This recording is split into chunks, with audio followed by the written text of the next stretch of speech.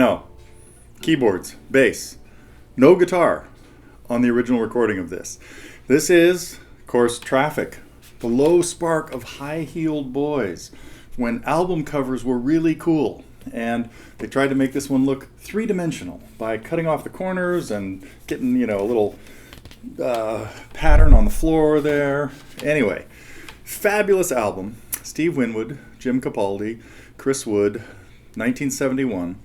And turned into one of their signature songs, of course. Played it live for many years. Winwood still plays it occasionally, I think. You found there's some pretty recent videos, at least in the last few years, of him still playing it. And it turns into a long jam. The live album that came out a couple years later had the 17-minute version.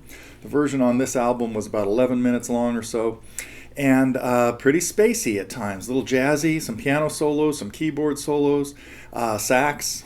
Anyway, what we're going to do in this lesson is look at how you can play mostly the keyboard and bass parts on the guitar that you could use to accompany yourself singing it. Now, singing it and playing it at the same time is also going to be quite a challenge because there's a lot of syncopated stuff going on. There's this part.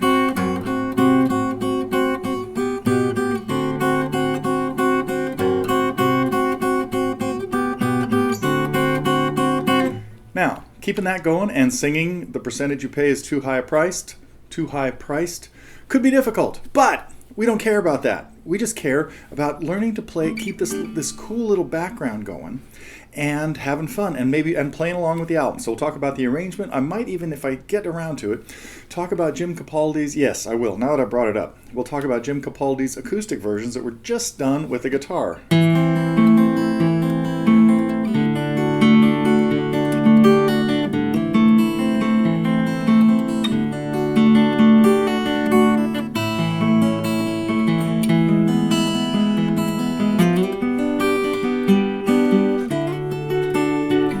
Which was interesting because, and I guess I'll talk about that more a little bit later, because Jim just heard of a street singer playing it kind of like that, and he thought, hey, that's a cool way to play it as an acoustic guitar solo.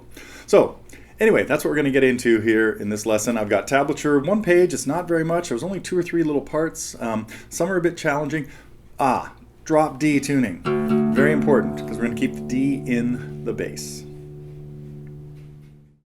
The Low Spark of High-Heeled Boys starts off with a very long, slow, drawn-out fade-in. I'm going to make some references to certain times on the recording. And we're talking about if you've got the CD or version from the studio album, some of the times I'll refer to will be what happens there. And so the first thing we hear is the bass kind of fading in with just a very simple bass part.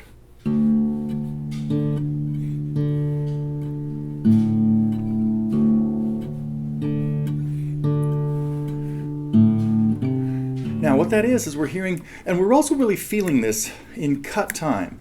2 half notes per measure. 1, 2, 1, 2. And the rhythm of that bass part is we hear the low D on beat 1, 1, 2. And the last D, the second D is played right on beat 2. And if we're going to split those half notes into 4 parts, eighth notes, 1 E and a 2 E and a 1 E and a 2 E and a 1 E and a 2 E and a... And that last one comes in on the last eighth note of the first measure. And then we have one more bass note, either 1 or 2, that happen on the second half note of the second measure. And it's either just an A in the bass, 2, or an A and a C, 2, and they pretty much alternate back and forth. But in the beginning, we hear a sax solo over just that bass part.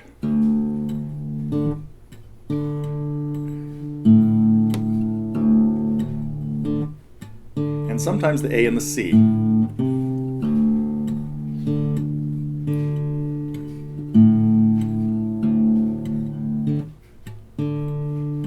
And notice I'm sometimes cutting off that first high D. And